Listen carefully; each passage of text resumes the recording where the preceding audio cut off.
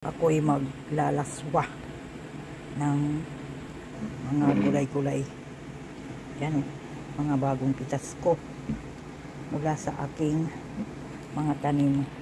Mga sangkap ay puro dahon lang. Yan, tanglad, talbos, spinach, saluyot, sitaw, sigarilyas, luya, kamatis, sibuyas, yung pritong talakitok. Yan, mayroon akong gabi at saka kamote. Yung sitaw, bagong pitas yan. Kalimutan ito. That's it. Aray, nakulangan ng sabaw. Aking ulam masarap. Pag binili sa labas to, mahal to.